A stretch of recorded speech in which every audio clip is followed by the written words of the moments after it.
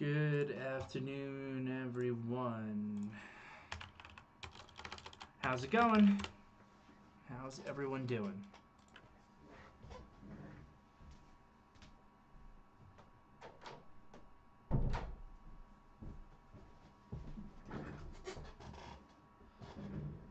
Yeah, I'm heading out to Sun Valley this weekend. Looking forward to it. I'm a big fan of spring skiing in Sun Valley. Should be a good time. All right, good seeing everyone. Let's jump on in. I'm an associate member of T3 Trading Group, which is an SEC registered broker dealer and member of FINRA SIPC. All of my trades are placed through T3 Trading Group. You should carefully consider whether trading is suitable for you in light of your own financial condition. My position disclosure is unchanged. Oh man. March 2024 U.S. equity options volume of 248 millions of contracts versus 300 millions of contracts in March 2023. It's going down. All right, let's jump in. Let's talk about it. So the market today finished up. SPYs are up 0.8%. The Qs are up 1.6, 1.7%. The IWM is up 0.75%. Notably, SPYs are up here 0.8%. RSP finished negative. TLT finished down 0.5%. So I don't know. I was very frustrated from today's trading session. I finished up decent P&L, to be honest. Like, not like a barn burster number, but finished up a pretty good P&L number. Yet I find myself just frustrated as hell. I was frustrated all afternoon, just kind of generally, I think, and frustrated with this market and kind of the way that it was trading, even as my P&L was moving higher. I mean, I just don't know what can break this market. We've gone from pricing in 7 cuts at the beginning of the year to pricing in like 1 to 2 now. And this market can't break for anything. We get a third hot CPI print in a row. Market can't break for anything. In the PPI today, it's like I said in the morning meeting when we were initially ticking higher, that it seemed like a relief to me. More or less in line, maybe slightly light on a couple of the numbers by like 1/10 of a penny, but more or less in line. And I did think that was bullish because the market seems like it was getting like really pessimistic after the CPI. And everyone's talking about what's going to happen if there's a hot PPI print, what's going to happen if there's a hot PPI print. And we did note that the PPI tends to not give as big of a move as the CPI does. And initially when that came in light and we were trading higher, I'm like, okay, it makes sense. It's just taking some of the fear out of the market. But I guess the frustrating part about it, for me at least, is that the TLT still finishing red. I kind of thought that in order to have a real rally in this market, you would need interest rates to be able to actually move lower a little bit and start to reprice in, maybe 2 to 3 cuts again instead of 1 to 2, kind of where we're at. And maybe that is still partially true because we still saw a lot of underperformance, I think, in the average stock that's out there. If you're looking at the equal-weighted S&P still finishing negative, so the IWM was able to be positive. It didn't have any sort of massive rally today, I don't think, not compared to the Qs at least. So maybe that's kind of where the frustration came in, for me at least. This morning, when we gapped up on that TLT and sold off, I remember watching like this third candle really closely here as a potential pivot low into this 90, where maybe we pivot off that and work our way higher, and that can enable this IWM.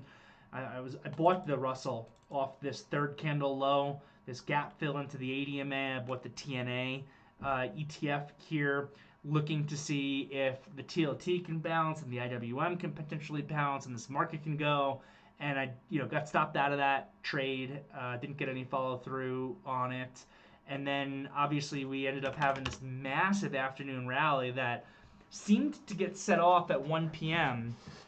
I'm just scratching my head on it a little bit. I know 1 p.m. we had the bond auction today. But I know that the queue started to move at 1 o'clock, but it didn't really seem like it's the bond auction that was moving the market. It almost seems like it was a coincidence. I would expect that if it was based off the bond auction, we would have seen more price action out of this TLT and maybe relative strength from the IWM. All the markets upticked at 1 o'clock, but it almost seemed like it maybe had more to do with that Apple news that came out today more than anything, which was also, slightly frustrating. I am this low tick, long Apple on the third bar of the day.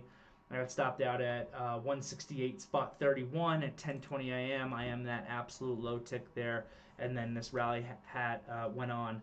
My risk on the trade was fully covered. I made a very small amount of money on it, but I was actually planning on being really greedy on this Apple, and I figured if I could get a close above 170, I'll swing it for a target of 175. That was kind of the game plan I had in my head on Apple. I tried it yesterday a couple times, closed my position out into the close because it didn't close well enough. I tried it again today when Pat called it out. Great call out from Pat on that entry execution on that third 5-minute bar. I was like, all right, let me get my risk covered and then be greedy. And again, if I can get a decent close above 170, maybe I'll hold it as a swing to see if we can make a move to 175. Little did I know that it would hit 175 that day. But of course, after kind of pushing me out of the position. So maybe that added to my frustrations a little bit, and just kind of the broader lack of breath, I think, with a lot of these other names as well that didn't participate in the same way. Again, it pays to be an optimist. I can say that as a fact. Obviously, bear markets happen, and you can make a lot of money in short periods of time in bear markets if you're on the right side of the market by pushing the short side. But more times than not, historically, the market works its way up. And in the long run, the market seems like it always goes up. And as a result, it pays to be an optimist. It pays to be bullish. It pays to be a trend follower. So that's why, despite, I think, all of my frustrations today, I'm still able to be up decent P&L because I've got a lot of long swings on that are still riding this trend in a lot of ways, and they kind of paid. But at the same time, I was frustrated. It seemed like some of you guys were frustrated. I think that the degree of the up move in this market, particularly in the Qs post 1 p.m., caught some people flat-footed. I totally get it. It seemed like it was really led by, again, Apple and these semiconductors. Oh boy, I thought that Nvidia might run into some resistance at $900. Luckily, I neither called out that short nor actually shorted it myself. But yeah, Nvidia here is up 4% again today. AMD had a strong day. Apple's up 4.4%. It's a hell of a candle on that Apple daily chart today too. Whew. Apple is no longer in this bearish pattern that it was in. And technically, this is also now a false breakdown yesterday, which is what we're looking for. I remember talking to Brant yesterday when we were trying to buy Apple, and I was like, man, if this thing could close above like 169, we have a tail down as a false breakdown. That maybe could lead us to better price action. And of course, we had that heavy Apple sell in the close yesterday that made it not look as good. But at the end result, still the same. We worked our way up. So, yeah, I mean, I don't know what you want me to tell you guys. The market's bullish. Nothing on the universe can bring the market down. So I guess I'm being a little bit sarcastic and dramatic, and maybe that echoes my frustrations. We really should be assessing our levels and taking the technicals as they come. So what we need the market to be able to do on the upside to prove itself, to really prove itself, is to negate the CPI move. The Qs did that. So the Q high CPI move is roughly 443. We closed at 445.60. So Qs were on fire today. SPYs haven't done it yet. Heck of a rally still for the SPYs. Got back above 515.50, which is what I said was needed to just regain some control, but not yet able to fully negate that CPI move. You got to get the market above 520.50. IWM 202 is important. That's the Fed starting move. So bulls are proving themselves, albeit by 30 cents at this point in the IWM, but also still very far away from negating its CPI move, which is 207. We need another $5 of upside in the IWM to negate that move. So at the end of the day, we're back with this market that we've seen a lot of over the course of the last year, which is a market where there's thin leadership, and that thin leadership is really shown through mega cap tech stocks, semiconductors, and the NASDAQ. So, again, you don't have full kind of bullish time frame continuity yet of clearing the CPI highs, but today is without a doubt a win for the bulls. And like we discussed a little bit yesterday, like we discussed a little bit this morning, I think Bill provided some information on how much gamma has kind of rolled off, but that time increases it again. Time is a bull's friend. So it's like if you can't get that catalyst that increases the VIX and keeps it up and breaks the market down to the point where a feedback cycle of selling can actually become more selling, then the base case then becomes that the market holds in and you get continuation. And time, again, is a bull's friend, meaning like you need an event to hit that will hit this market and increase volatility and break us through some levels. And you need it to happen, for lack of a better word, violently, to then lead to more violence in the market. And then without that, all right, you get a PPI that's a little bit better than expected, but it's just any excuse at all just for, the vol dampening effect on this market to create a bid under the market and for people to buy any minute possible dip in semiconductors right now, and you're getting the market to go right back up. And it seems to be that that's the picture that we're in. So, very, very hard environment to be a bear. Hopefully, traders on our team have been respecting this trend. We've been talking about it for months and months and months, and even as I personally became a little bit more bearish all the way back in mid-February, which is now 2 months ago, my thought process started becoming more bearish at that point. I was always saying, respect the trend. The trend is still higher. We're still higher highs and higher lows.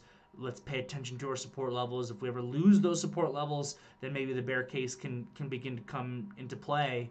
But that doesn't seem like it ever happens. So that's kind of the market wrap. Again, from an individual stock perspective, a little frustrating day for me, trying the IWM long, getting pushed out, trying Apple long, having, barely better than a break-even trade on it, despite the continuation that it gave. And outside of that, mainly focused on just managing my swing positions per my game plans. So that is really all that I've got. And I'm happy to answer any questions. Don't let my frustrations hold you guys back, because this is where we make our gains. This is where we make our gains. I've seen something on YouTube. Do you think TNA, so really the IWM, I didn't even realize that the IWM was an inside day. That's a good call.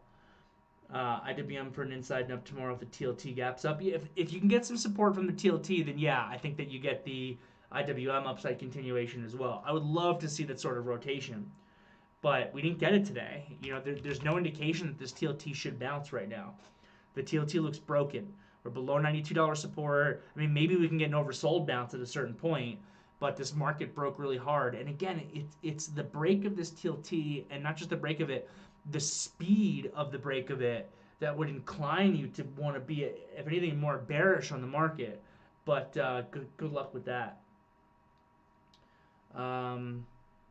CIWM, also Bitcoin getting tighter in front of the upside level break. Okay, let's take a look at that. IBIT. Yeah, IBIT $41. Still worth paying attention to.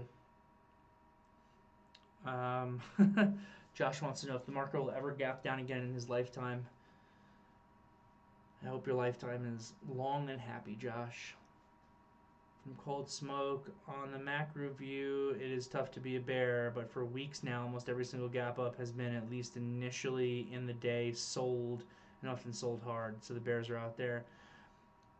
I mean, there's always going to be some degree of selling. I would make an argument that that's actually been the case for like a year now.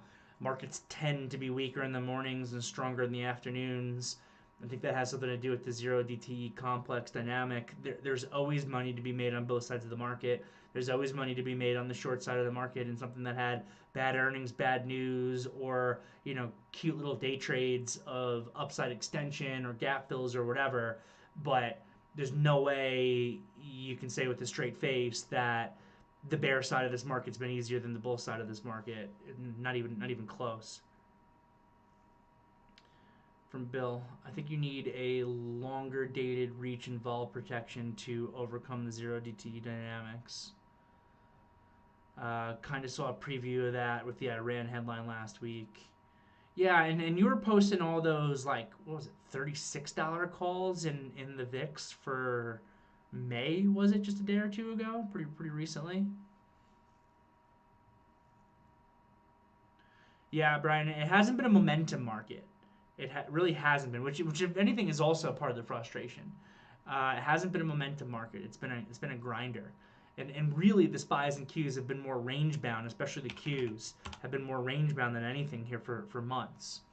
Which again, if you've got strategies that can take advantage of ranges, which I certainly do, I tend to love ranges, because you can work that kind of those strategies I talk about all the time, where after you get your risk covered, you sell more stock with the purpose of incrementally selling and incrementally rebuying, and then as long as your stop doesn't really get triggered, you can just kind of continue to make more and more and more money by doing that.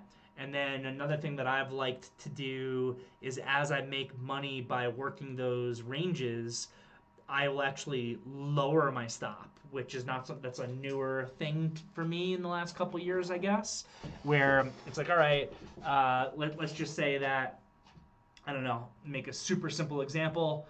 I'm already long the stock. I just sold 100 shares at $50. I'm rebuying the 100 shares at $49.75. Selling it again at $50 if I can. But that difference, I just put $25 in my pocket. Therefore, I can, if I want to maintain a worst case scenario of zero profit on the trade, I can lower my stop by the equivalent of that $25. And then every single time that happens, I can lower my stop a little bit more, and I can lower my stop a little bit more, and I can lower my stop a little bit more, making a lower and lower probability of actually getting stopped out, and a higher probability of just kind of continuing to be able to work the range over and over and over and over again, where you just incrementally, after your risk is covered, sell some stock, rebuy it, sell some stock, rebuy it at the same prices kind of over and over and over again. These ranges are great for that. I was looking at my numbers just yesterday, year to date, sorted by symbol, and maybe that changed a little bit today because TQQQ is my worst name today by far, which makes sense and is fine. But interestingly enough, TQQQ short is my second best name on my year, I noticed yesterday, and it's been entirely from doing that over the course of this range in the last couple months. Where every time we moved higher, I've been re-shorting, and every time we've come down, I've been buying back and just rinse and repeat and putting good money in my pocket, doing that every single day at this range hits. I really prefer that to the long side as a strategy than the short side on that strategy. Most likely, eventually, I'm going to get blown out of this TQQQ position because, like I was saying before, markets in the very long run pretty much only, at least according to the history of the last 150 years, only go up. So most likely I'll continue to I'll get blown out of that because the risk on a short position is unlimited. But if you can do that same strategy on the long side with different names, you can eventually, in theory at least, book enough money on those ranges where even if a stock were to go to zero, you would still be able to break even or make money on it, which is kind of a goal I have actually for a couple of these names that I'm in. I want my cost basis to be below zero at a certain point, which I think would just be really cool. But yeah, so range bound markets, you just got to adjust your strategies to them. From Rex. Today I traded Apple on the break of the inside 5 high. You're just going to show off in my face right now about my stop loss and how bad you crushed it, Rex? All right, let's go for it. Let's do it. Why not? On the break of the inside 5 high, so that same third bar, based on slight relative strength from the market and no intraday extension, I covered my risk at 169-ish. It's difficult for me to any daily setup on Apple, so I wasn't expecting Apple to be that strong. I don't think anyone was, but that news hit. So I only took a small size on the trade. That's fine. But after I took the trade, I realized that could be potential failed breakdown on the bearish pattern. So I left 30% from my target of 173, and now I'm trailing the rest of 10% of my position. Would you say that a potential failed breakdown could easily fail for the long trade and my size is appropriate? I think what you're telling me is that you didn't recognize the failed breakdown potentially leading to the higher move until after you were already in it. And based on that, you took lesser size. And I think that that's very appropriate. I said it again in the morning meeting today. Getting my times confused between yesterday and today. But I know either yesterday or today, or I was actually talking about Apple to the long side, maybe both. Despite the fact that it's been relatively weak, despite the declining moving averages, and despite the fact that what has really paid this year has been to be long relative strength and short relative weakness. What's paid you this year has not been to be long Apple. It's been to be long Amazon and Google. That's where the relative strength is. And to be shorting or doing nothing with relative weakness like Apple and Tesla. So I think given the bearishness of this daily chart overall and that you're buying into declining moving averages in the daily chart, even if there was some relative strength, which is what I was noting as well and why I was trying to buy it today and yesterday, that it makes sense to not be maximum long buying, the weakest or second weakest mega cap tech stock. So yeah, I think you did the right thing. I appreciate the question, Rex, and I hope that helps. Is AMD down ticking after it close here? A little bit. Looks like AMD just dropped a little over $1.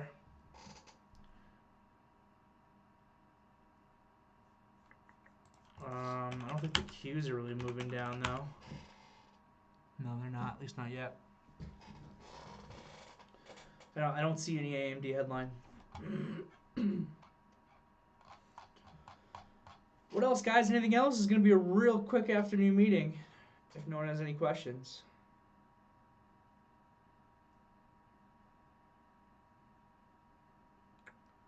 Going once. Going twice.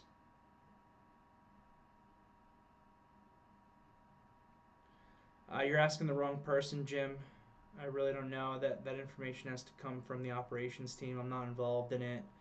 I know it's been a T3 Global specific issue, and it has something to do with routing through the clearing firm, but I don't know anything about it. I'm surprised that it's been a persistent issue. Usually any sort of issue like that is a one-off that might happen like once a year or two for whatever reason.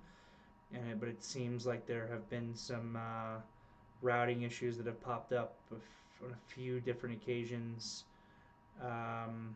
these last couple of months. But I really don't know very much about it. If you guys want, I can try to find. I can poke around and ask a few people I know if they have any idea why it's been persistent, or perhaps more importantly than that, if we're working on a solution. And maybe we are. What's the difference between T3 Global and regular T3? I think regular T3. T3 has a parent company called T3 Companies. Underneath T3 Companies, there are probably 7 different affiliate companies. Most of them you haven't heard of and don't need to know about, but underneath the umbrella of T3 Companies, you have T3 Live, which is an education and media company. They own the virtual trading floor. Technically, this virtual trading floor, even though our VTF is primarily for traders at T3 Trading Group and T3 Global, T3 Live is a company that primarily focuses on selling educational materials. That's one of the sister companies.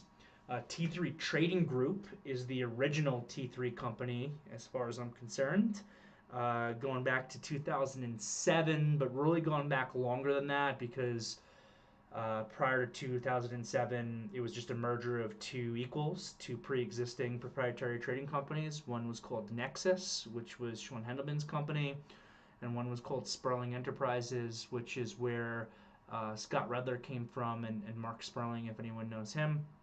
And those companies, Nexus and Sperling Enterprises, go back to like the year 2000 or so. So, really we like to say that T3 has been in existence for 25 years or 23 years or something, but I guess more factually it's since 2007 from when the merger actually took place. T3 Trading Group is a FINRA registered broker-dealer. Then you have T3 Global. T3 Global is another company that engages in professional trading, professional prop trading. T3 Global is meant to be more for, I'm doing air quotes if you could see me, institutional style traders. So most people who join T3 Global end up contributing to their account at least six figures, whereas a T3 Trading Group, you can bring in people for a little bit smaller than that, and then there's different regulatory rules that come with the way that business model is run compared to T3 Trading Group with the broker dealer. You got other companies. You've got T3 Professional. T3 Professional is technically like the employer of like the operations and risk and compliance employees that T3 has to be able to do all the work they do with all these other companies. You've got T3 Technologies. T3 Technologies is where all of our firm's black box intellectual property is housed, and it's where Sean Hendelman, the CEO of T3, has been involved in the black box space since 2001. He runs a very sophisticated HFT system, and that is, I'm pretty sure, all goes through T3 Technologies. And then there's even a few other companies beyond that. So, T3's got a lot going on. So yeah, and then sometimes there's small differences between like T3 Global and T3 Trading Group as far as like trading software and routing and clearing and things like that. So sometimes you might see an issue on one company that's not happening on the other, which appears to be what's been happening a little bit recently with some of the T3 Global routing to the clearing firm issues that have occurred. And again, I don't know too much detail about it. From Jim, heard from other folks in the prop industry, Mark Sperling was one of the best in the street years ago. Is he still active with the firm? No, Mark retired. Sperling was like my hero when I first joined the business. Just super cool guy. I talk to him every once in a while.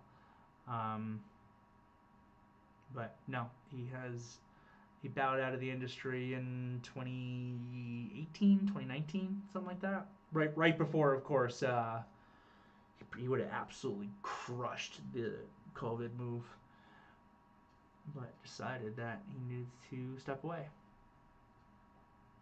Great guy. Can I push to get DOS for regular T3 Trading Group people? Probably not. You're the first, maybe the second person that's ever really asked for it. I think Lightspeed's phenomenal. Maybe I'm biased because I've been using the software for 14, 15 years. I think Lightspeed's great. I know people really, really, really like DOS also, though. So DOS is available at T3 Global, and it is... That's true, Bill. DOS is available for T3 Global. It's also available for retail accounts at T3 Trading Group, which is primarily made for active retail traders. The thing about Lightspeed is it's just very simple, really. It's got all the functionality that you could want, but it's also like easy to use for a dummy like me. Whereas I know like Sterling Trader Pro is not simple and can be frustrating to get used to and frustrating to set up a little bit. And DOS, I think, is kind of a combination of the best of both worlds, perhaps in some ways, where it can be relatively simple and give you all the functionality that you want, but also has the capability for you to build out a lot of custom functions and custom tools, which maybe gets a little bit more complicated, but could be very beneficial for people who want those custom tools. But I'm not the platform expert. The great Patrick is the platform expert. He knows all of these softwares much better than I do. All right. Any other general life questions? Anybody got anything for me? Otherwise, I'm happy to wrap it up. All right. We'll call it. Have a great night, everybody. I'll see you all tomorrow.